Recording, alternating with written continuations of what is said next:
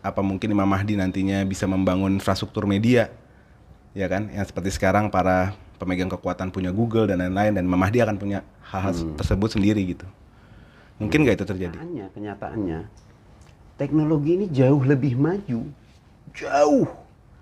Kita ini hidup saat ini dalam keterbelakangan teknologi yang mana kemungkinan berabad-abad lebih. Setidaknya yang pastinya itu seabad lebih kita ketinggalan dunia ini. Nah, di masa Imam Mahdi, teknologi itu yang mana akan mensejahterakan kehidupan manusia akan lebih terbuka. Contoh internet sudah ada dari berapa puluh tahun lalu, tapi kapan dia dipakai publik? Untuk mendapatkan kendaraan, manusia dengan kendaraan yang elektrik dari kapan sudah ditemukan? Dari masa Tesla sudah ditemukan, tapi tidak dinikmati oleh publik. Jadi teknologi yang ada sekarang ini yang jauh bisa mensejahterakan manusia telah dimonopoli oleh sebagian orang, oleh sebagian elit yang kemudian dengannya mereka mengkontrol kehidupan masyarakat dunia. Itu sendiri adalah suatu bagian dari kezaliman, dan itu akan terangkat di masa Imam Mahdi. Makanya kalau dalam riwayat sampai bisa manusia yang hidup di dunia itu bisa berkomunikasi dengan leluhur mereka yang sudah berada di alam barzakh. Sampai seperti itu.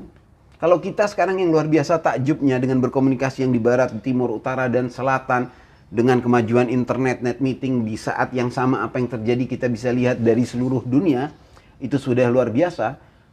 Nah, ini jauh lebih. Jadi komunikasi sudah bahkan antar alam, antar planet bahkan nanti di masa beliau. Karena apa? Karena dibuka. Jadi teknologi yang ada ini bukan dinikmati hanya oleh segelintir saja, tapi tidak oleh semua.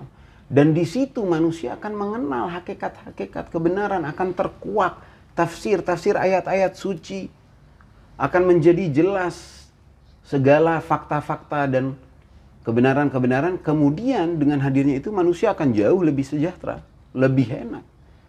Dan itulah kenapa sampai manusia sebegitu makmur.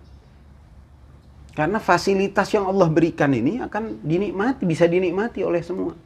Tanpa harus ada pihak yang memonopoli dan menikmati sendiri saja kemudian menjualnya. Contoh saja air. Air kan dari Allah, ada. Sudah dimanapun ada fasilitas yang Allah berikan, air, udara, tanah. Tapi manusia harus bekerja yang luar biasa untuk mendapatkan itu semua, bahkan tanah dan rumah. Padahal itu setiap manusia yang lahir berhak dia mempunyai tanah. Bumi Allah ini alam takun ardullahi wasi'ah. Bumi Allah ini sebegitu luas, sebegitu besar. Di mana setiap yang lahir itu layak. Bumi ini kalaupun penghuninya 77 kali lipat, semua masih bisa kaya dan semua masih bisa punya rumah yang layak huni, yang nikmat. Tapi kenapa tidak terjadi? Karena sistem yang bekerja telah dimonopoli oleh orang-orang jahat dan orang-orang zalim yang memegang kezaliman yang telah menjadi sistem. Air sekarang orang mau air jernih aja harus beli. Padahal siapa aja bisa. Setiap pemerintahan, semestinya pemerintahan di seluruh dunia itu memberikan air jernih untuk mandi dan untuk minum dan untuk semua kepada setiap rakyat dan penghuni negaranya. Seluruh dunia. Tapi tidak, dimonopoli, mereka buat kemasan, mereka jual dengan fasilitas untuk apa? Perusahaan-perusahaan private untuk menggali, kemudian membuat hak. Belum lagi yang untuk apa? Ada sebagian bahkan di negara-negara, kota negara, orang mau menggali harus izin dulu dari perusahaan tertentu untuk gali air di negaranya sendiri. Itu hal yang kezaliman yang parah. Padahal ini hak manusia semuanya. Yang mana yang paling menghidupkan, satu unsur yang paling menghidupkan, wa ja'alna minal ma'i kulla syai'in hayy. Tapi dia sudah menjadi suatu komoditi yang diperjualbelikan. Lebih dari itu, kita hidup di masa yang jangankan air, udara, tanah sebegitu komersilnya dan diperjualbelikan. Bahkan kita hidup sudah di masa yang mana pertemanan menjadi komersil. Marketing, MLM, nambah pertemanan, berarti oh ini calon pembeli, oh ini calon ini, oh ini calon viewer, oh ini calon pengikut, oh ini. Dibuat sedemikian rupa sehingga tiada keikhlasan, tiada kenikmatan.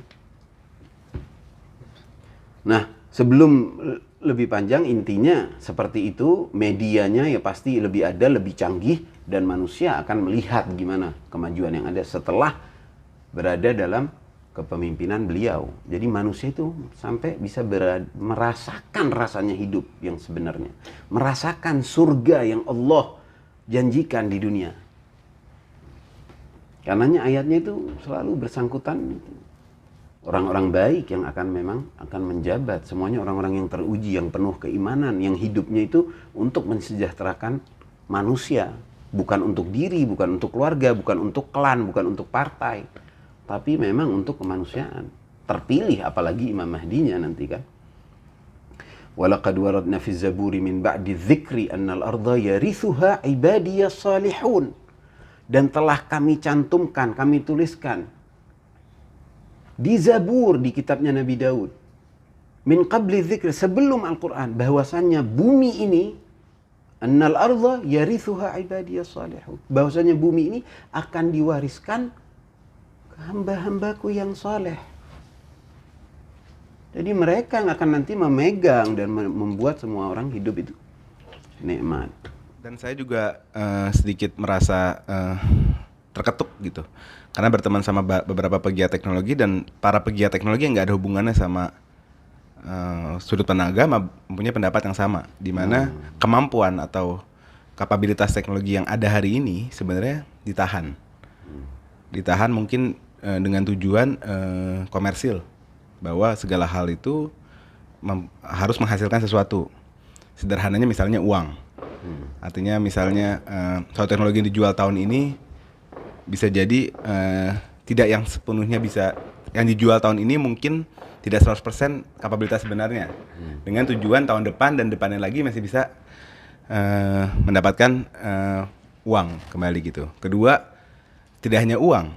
Dengan contoh kita download aplikasi yang free pun kita harus bayar dengan data gitu. Nah, apakah ada kaitannya, Seth? Ya, saya rasa sama pendapat pegiat teknologi yang mereka juga memahami dan tahu bahwasannya sebenarnya jauh lebih maju tapi tertahankan. Dan itu hampir di semua industri, di industri kesehatan, di industri otomotif, di industri telekomunikasi. Telekomunikasi seperti sekarang ini semestinya itu malah kita mendapatkan free HP yang free, gak harus beli. Karena isinya iklan, kemana-mana iklan, ini iklan, data kita bayar. Jadi manusia, orang-orang yang sudah capek kerja tapi tanpa disadari, coba jangankan tanpa internet aja kita kadang kalau jalan dapat SMS, perusahaan fulan masuk begitu saja ke SMS. Nah nanti secara total itu akan berubah dan manusia akan menikmati kemajuan teknologi yang real, dan itu secara bersama dan secara free, cuma-cuma. Manusia akan mendapatkan penghasilan yang cukup. Dan oportunitas itu terbuka.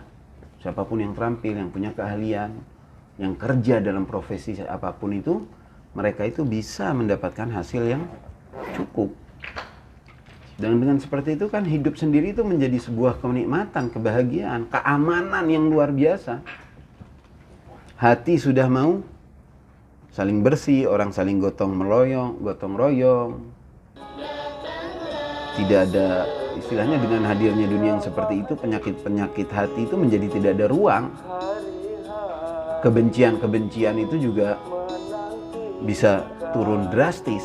Dan pada akhirnya manusia, seperti tadi yang ditanyain, manusia akan kembali mencari jalan kebahagiaan sejati. Karena dunia ini mereka dapatin.